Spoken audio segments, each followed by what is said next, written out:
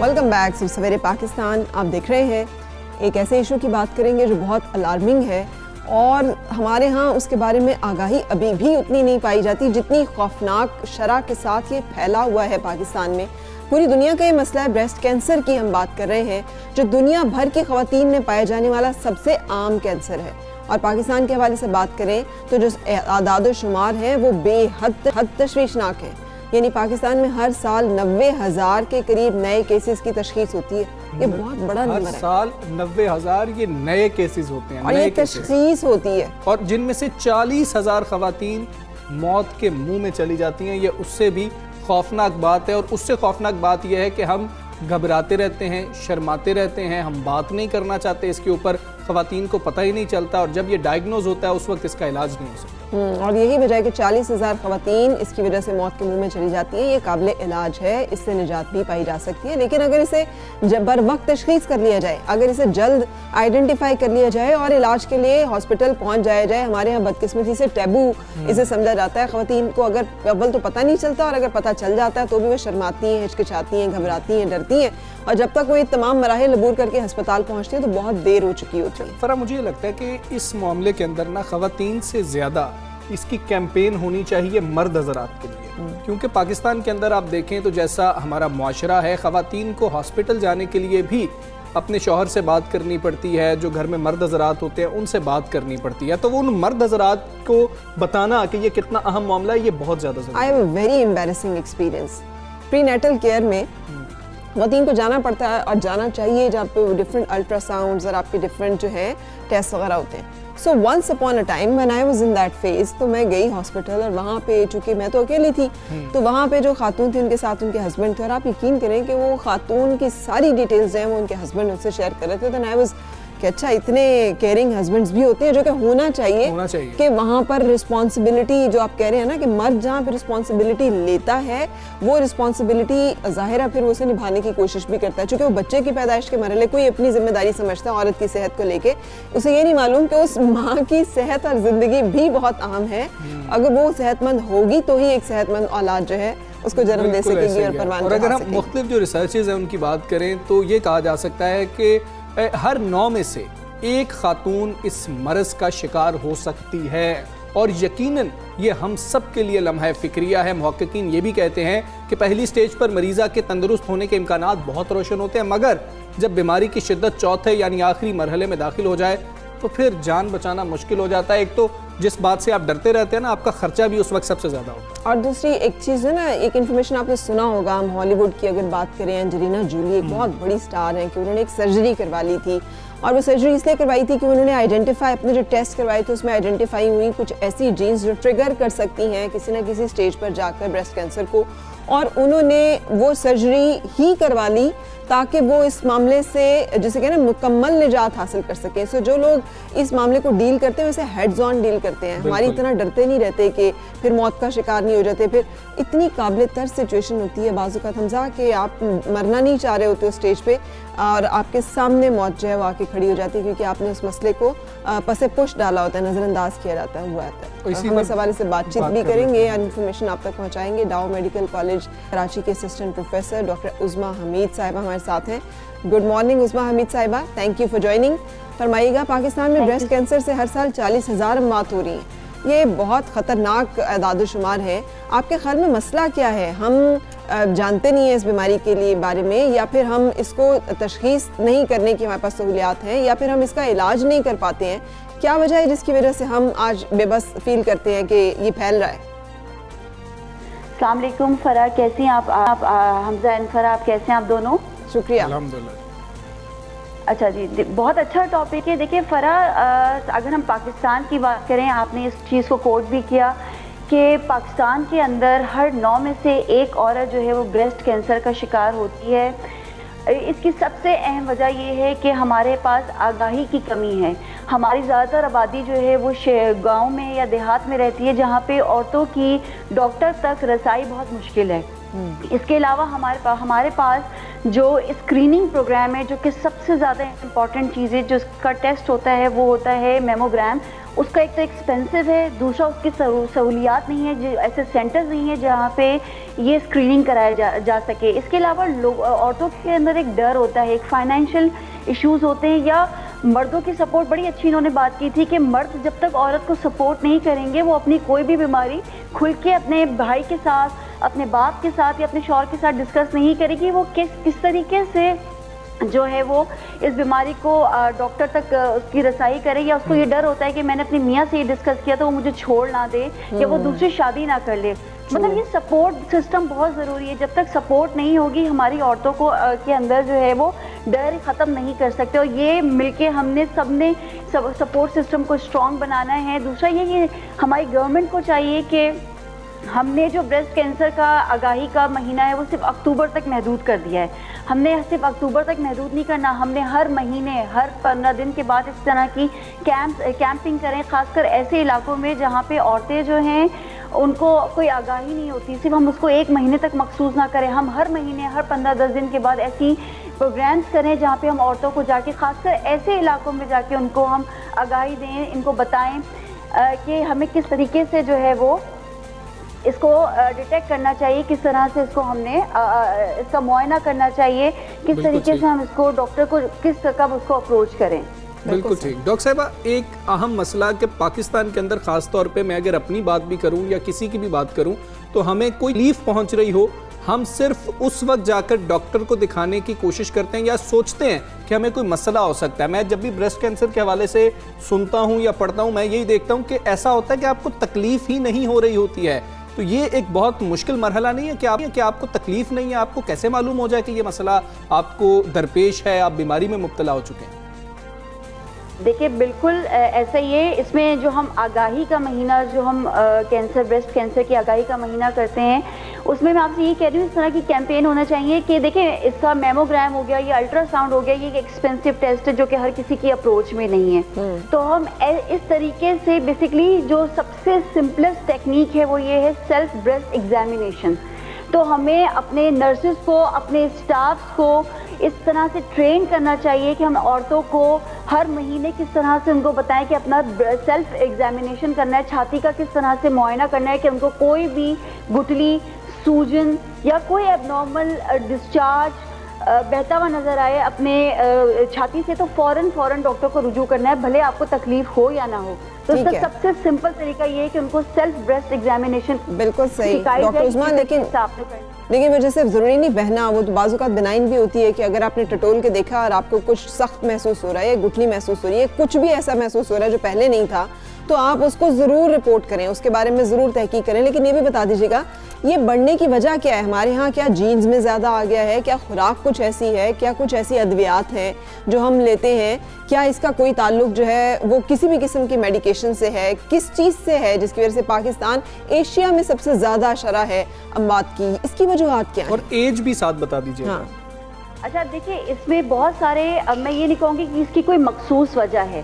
Basically हाँ, हम ये कह सकते हैं कुछ रिस्क फैक्टर्स हैं जिनमें होने के चांसेस ज़्यादा हैं, जिसमें जैसे जैसे एक तो जेंडर आ गया कि औरतों के अंदर बनिस्बत आदमियों के होने के चांसेस ज़्यादा होते हैं। इसी तरह से जैसे जैसे एज बढ़ती जाती है उसमें होने के चांस बढ़ जाते हैं। ओबेसिटी, मोटापा, अगर आपका वज़न आपकी हाइट से ज़्यादा है या आपकी उम्र के मुताबिक ज़्यादा है, उन लोगों में होने के चांसेस हैं।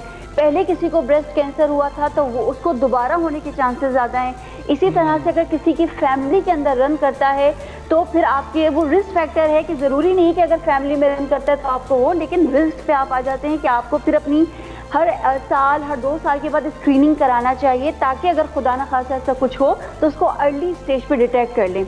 इसी तरह से जो औरतें हार्मोनल थेरेपी पे रहती हैं उनके अंदर होने के चांसेस ज़्यादा होते हैं। मतलब ये सारे रिस्क फैक्टर्स हैं। या आपकी सेडेंट्री लाइफस्टाइल, कि आपने फिजिकल एक्टिविटी नहीं है, आप बैठे हुए हैं, कोई काम काज, मतलब हम कोई एक्सरसाइज नहीं करते, कोई वॉक नहीं करते, कोई स्पोर्ट्स नहीं खेलते, मतलब सेडेंट्री लाइफस्टाइल भी एक रिस्क फैक्टर है ब्रेस्ट कैंसर के लिए। बिल्कुल सही, बिल्कुल ठीक है। डॉक्टर उज़मा, बहुत शुक्रिया आपका। वेरी मच, आप हमारे साथ रही और आपने हमें एक अलार्मिंग मसले के बारे में आगाह किया। ज़रूर अपना ख्याल रखिए, ज़रूर एहतियात कीजिए, ज़रूर अपने बारे में आगाह रहिए कि आपको किस किस्म के मसाइल दरपेश हैं। कोई मसला पेश आना हो तो वो आ ही जाता है, लेकिन अगर हम कोशिश करते रहें तो फिर हमें कम से कम ये अफसोस पछतावा नहीं होता कि हमने बर वक्त कुछ किया नहीं। एक और एक इसी पछतावे की बात कर ली जाए तो मुल्क भर में कौमी इंसदाद पोलियो मुहिम का आगाज़ हो गया है, and let's participate in it, ताकि हमें ये पछतावा ना हो कि वो डिसाइसिव मोमेंट जब पाकिस्तान में काम हो रहा था कि पाकिस्तान के बच्चों को उम्र भर की माजूरी से निजात मिल सकती है पोलियो कैंपेन में 2 कतरे पोलियो से हिफाजती पिलाने से, तो हम उसका हिस्सा नहीं बने किसी ना किसी तरह, अपने बच्चों को कतरे नहीं पिलवाए, या हमने ये नहीं कहा कि ये पिलवाने बहुत ज़रूरी है। अच्छा, दूसरी चीज़ आपसे मैं ये कहना चाहूँगा कि मैंने पोलियो के कतरे पिए हैं, मैं जितने लोगों को जानता हूँ सब ने पोलियो के कतरे पिए हैं। यकीन करें दिमाग भी ठीक काम करता है, आप चल भी ठीक सकते हैं, कोई आपको प्रॉब्लम नहीं होती, कोई ऐसा मसला नहीं है। ये चीज़ जहन से अब निकाल दें। अब तो दुनिया बहुत आगे पहुँच गई है और हम उसी में ही फंसे हुए हैं कि पता नहीं ये पोलियो के कतरे पिलाने चाहिए या नहीं पिलाने चाहिए। ये फरा बहुत संजीदा मामला है। अगर आपने अपनी फैमिली के अंदर, अपने जानने वालों के अंदर कोई ऐसा मरीज़ देखा हो कि कोताही की वजह से वो 2 कतरे नहीं पिलाए गए थे और वो पूरी ज़िंदगी माजूरी में गुजर गई, तो आप फिर अंदाज़ा लगा सकते हैं, मैं इस बात का अंदाज़ा लगा सकता हूँ। तो यकीन करें पूरी ज़िंदगी बड़ी मुश्किल है उस शख्स के लिए भी, फिर माँ बाप के लिए भी, और वो जो दिमाग में हमेशा रहता है कि काश हम पिला लें। बिल्कुल, वो जो पछतावे की बात करें दूसरा हमजा, हम लोग जब दुआ मांगते हैं ना तो मैंने हर शख्स को एक दुआ ज़रूर मांगते देखा, या अल्लाह हमें किसी का मोहताज ना करना, हमें किसी तौर कभी किसी का मोहताज ना करना। ये तो हम हर वक्त दुआ मांगते हैं, तो जब हम दुआ मांगते हैं तो हम उसके लिए कोशिश क्यों नहीं करते? हमें मालूम है कि ये एक ऐसा खौफनाक मर्ज है जिसका शिकार बच्चे उम्र भर की माजूरी का शिकार हो जाते हैं। ये माजूरी बहुत बदतरीन है। हमने देखा है कि हमारा मुआशरा या दुनिया में कोई भी मुआशरा कोशिश कर भी ले तो माजूर अफराद को नहीं उस तरह से लुक आफ्टर कर सकता है जिस तरह से कि एक सेहतमंद इंसान अपनी ज़िंदगी को, अपने ख़ानदान को लुक आफ्टर कर सकता है। और इसका इलाज नहीं है, ये बहुत ज़रूरी है कि इसका इलाज नहीं है। सिर्फ आप पोलियो के कतरे पिला सकते हैं। कोई बच्चा पोलियो मरज़ में मुब्तला हो जाए तो फिर कोई इलाज नहीं है। सो अल्लाह ताला ने ये जो 2 कतरे हैं ये हमें इस उम्र भर की माजूरी से बचाने के लिए ही शायद इस दुनिया में तख्लीक हुए हैं या दरियाफ्त हुए हैं या ईजाद हुए हैं। ये दवाई बनी है जो हम दुआएं मांगते हैं कि हमें किसी का मोहताज ना करना, और जब वो दवाई हम तक पहुंचती है तो हम कहते हैं नहीं नहीं नहीं हम तो ये नहीं पिएंगे। और जो काम करने वाले होते हैं वो हम करते नहीं हैं, और जो नहीं करने वाले होते हैं वो हम बहुत शौक से करते हैं। टिकटॉक एक वीडियो वायरल हुई है फरा, जिससे मतलब दुख तो आपको होता है कि ये किस तरफ हमारा मुआशरा जा रहा है, हमें पता ही नहीं है हमारे लिए क्या ठीक है क्या नहीं ठीक है। एक इसी शौक ने सिक्योरिटी गार्ड की जान ले ली है। वो वीडियो इतनी खौफनाक है, इतनी खौफनाक है, जब आप उसको देखते हैं आपके रोंगटे खड़े हो जाते हैं कि इस बंदे ने किया क्या अपनी ज़िंदगी के साथ। और ये मतलब अफसोस होता है ना, कितना अफसोस होता है बेवकूफ़ी में जब कोई जो है वो करता है, लोड की है उसने गन, उसने रखी और फिर उसने प्रेस भी कर लिया, और वो उसके नतीजे में ये गुलशन मेमार में सिक्योरिटी गार्ड की वीडियो है, गोली चलने से ये शख्स हलाक हो गया है। अब ये वो हलाकत है जो इंसान अपने हाथों अपनी जान ले रहा है, भले वो बेवकूफ़ी में ले रहा है लेकिन उसे पता तो है वो एक ऐसी चीज़ के साथ खेल रहा है जो कि जानलेवा है। ये बहुत तरबियत की ज़रूरत है हर उस शख्स की जिसने गन पकड़ी होती है। हमजा एक दफ़ा मैं गई और कुछ लोगों के साथ सिक्योरिटी गार्ड्स भी आते हैं ना, वो आते हैं और वो इन्होंने खामखा एक हरास में फैलाना, तो ऐसे करके ऐसे वो गन सीधी कर लेते हैं। और मैं गुजर रही थी और मैंने ने कहा गन नीचे कीजिए, इसलिए कि यहाँ पर कोई एक्टिव आपके सामने दहशतगर्द मौजूद नहीं है, सिविलियन लोग हैं, आप गन सीधी करके ना रखें, नीचे की तरफ रखें।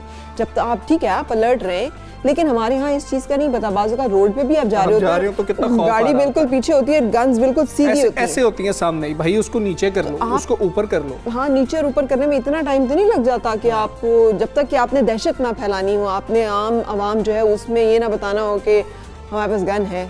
और ये तरबियत करने के लिए ना इन कंपनीज़ को, जो सिक्योरिटी कंपनीज़ हैं जो गार्ड्स की, उनके लिए ख़त लिखने का फ़ैसला किया है पुलिस ने, सन पुलिस ने। ये तरबियत हमारे सब लोगों की होनी चाहिए, क्योंकि ये सिर्फ ये मामला नहीं, हम ट्रेन से भी टकरा रहे हैं, हम किसी दरिया में भी गिर रहे हैं टिकटॉक वीडियोस बनाते हुए। ये जो शौक़ होता है ना खुदनुमाई का, ये बहुत ख़तरनाक शौक़ होता है। बुद्धा ने निर्वाण पाया था अपनी तमाम इंस्टिंक्ट्स, जिबिलतों के ऊपर काबू पाके। जब आप भूख को, नींद को, खुदनुमाई को, मेरे सामने लोग झुके, हर चीज़ से बालातर हो जाते हैं और ऊपर निकल जाते हैं इस चीज़ से कि मुझे किसी ने सलाम किया है, नहीं किया है, मुझे किसी ने कहा है वाह आप क्या चीज़ है, नहीं कहा है, आप इस चीज़ से बियॉन्ड है। बहुत ऊपर की बातें नहीं ये करनी चाहिए कर रही हैं।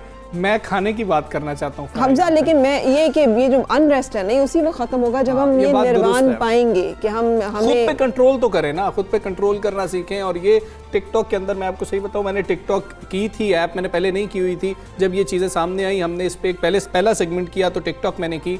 उसके अंदर कई अच्छी चीज़ें भी मौजूद हैं। एंटरटेनमेंट के लिए बेहतरीन जो फहश मवाद नहीं है वैसा मवाद भी मौजूद है उसके अंदर। अच्छी चीज़ तो शायद हर एक चीज़ में होती है, हमने देखना होता है रेशो क्या है और जो उससे ज़्यादा नतीजा क्या निकल रहा है। अगर उसकी थोड़ी अच्छाई है और ज़्यादा बुराई है तो हम उसको ज़्यादा बुराई में गिनेंगे, अगर ज़्यादा अच्छाई है और थोड़ी बुराई है तो हम उस बुराई को नज़रअंदाज करेंगे। रूल ऑफ थंब मुझे पता है खाना खाना कुछ खाने की बात कर लेते हैं ना सुबह सुबह। देखा, और मैं जितना भी हमजा को घुमा लूँ, इससे दूर ले जाऊँ, हमजा नहीं जा सकते दूर। मैं आपको खाने की तरफ लेके जा रहा हूँ और फरा से मैंने वादा किया था प्रोग्राम जब शुरू हुआ कि हम इनको भी लेके जाएंगे। वैसे और तो मैं टिकटॉक वीडियो बना के आपको दिखाऊंगी कि लेके गए हैं कि नहीं लेके गए। वैसे तो कसूर की बात की जाए तो अजीम सूफी बुजुर्ग हजरत बाबा बुल्ले शाह रहमतुल्लाह अलैह और सुरों की मलिका मैडम नूर जहाँ के हवाले से ये बहुत मशहूर है, दुनिया में माना जाता है। मगर इस शहर में दरिया सतलुज के पानियों की एक ऐसी सौगात भी है जो सर्दियों की आमद के साथ ही लोगों को यहाँ खींच लाती है। मैंने आपको बताया था कि कितने मन, पता नहीं कितने मन, 500 मन, 500 20,000 किलो खा जाते हैं। ओह माय गॉड, हमजा कितने लोग वहाँ पे होंगे? ये कि दूर दूर से आते हैं लोग खाना खाने के लिए। तनवीर शाहिद से पूछते हैं, तनवीर वहाँ पर मौजूद है। तनवीर बताइए कि क्या खास है इस मछली में? जी बिल्कुल हमजा, फरा सादिया, अगर कसूरी फ़िश की बात की जाए, मौसम सरमा की आमद के साथ ही कसूर का जो नाम है वो पूरी दुनिया में गूंजता है कसूरी फ़िश के हवाले से। यूँ तो यहाँ जो है वो बहुत किस्म की मछली पाई जाती है। दरियाए सतलुज का काला रहू है वो अपनी लज्जत की वजह से पूरी दुनिया में मशहूर है और यहाँ लोग इसको खाने आते हैं। हम सबसे पहले बात करेंगे जो दूर दूर से लोग आए हैं वो इसका जायका उनको कैसा लग रहा है। लास्ट कोई 10 ईयर्स से मैं फ़िश फ्राई कर रहा हूँ, टेस्ट में कोई कंप्रोमाइज़ नहीं, टेस्ट इनका बड़ा मज़ेदार है। मेरा ये बेटा है मूसा, इसकी बर्थडे है और हम लोग सारे सेलिब्रेट करने ही सही है। इनकी फ़िश बहुत अच्छी लगती है, इसको बहुत अच्छी थी, टेस्ट वेरी नाइस है। और आप देखने में बहुत फ्रेश फिश थी, आपने दिखा दें आप इस कैमरे में, हमने सारी ख़त्म की है अभी। हमजा, फरा सादिया, आपने सुना कि किस तरह दूर दूर से लोग आकर इस मछली को खा रहे हैं, पसंद कर रहे हैं। काला रहू को हाफ फ्राई किया जाता है, तवे में जो है वो किया जाता है। ये तवा फ़िश के नाम से मशहूर मछली है यहाँ की कसूर की। दरिया सतलुज के नीले पानियों की जो मछली है वो सिर्फ 1-2 दुकानों से मिलती है। और फिर तवे की जो फ़िश है जो सरसों के ऑयल में जो है वो डीप फ्राई की जाती है वो मिलती है आपको खाने के लिए। मगर उसके लिए जो है कसूर आना पड़ेगा। और मछली का जायका जो है वो आपको पता ही है कि कसूरी मछली हो, सर्दी का मौसम हो और इंसान जो है घर में हो, बच्चे उसको पसंद ना करें तो ये कैसे मुमकिन है। जी बिल्कुल, मुझे ना तनवीर की ये बात, मुझे तनवीर की ये बात बहुत पसंद है। पहले इन्होंने हमें कसूरी अंदर से खिलाए थे, अब मछली इन्होंने सुबह सुबह हमें जो है ना दिखा और इन्होंने इतना बड़ा भर के हमें भेजा, फिर हम पूरी टीम ने बैठकर रस्से खाए मजे से और एंजॉय किए। Thank you Tanveer for that. लेकिन मछली का भी इंतजाम खुद जाएंगे। नहीं, अच्छा खुद जाएंगे वहाँ पर जाके खाएंगे। आपको मैंने वो उन्होंने कोई कसर नहीं छोड़ी। एक तो दरिया की होनी चाहिए नंबर 1, नंबर 2 वो सरसों के तेल में फ्राई हुई भी, तो क्या बात है। अगर इस तरह की कोई मछली जो है वो अवेलेबल है और मिल सकती है तो ये तो ट्रीट। फरा खाते हुए कैसी शक्लें बना रही हैं वो भी मैं आपके साथ शेयर करूंगा। मैंने ये गाना तो सुना हुआ था, जुत्ती कसूरी पैरी ना पूरी, हाय रब्बा सानू टुरना पिया। लेकिन अब ये मछली कसूरी जो है इसका भी हमजा ने हमें और तनवीर ने अब एक ब्रेक की तरफ बढ़ रहे हैं। Stay with us.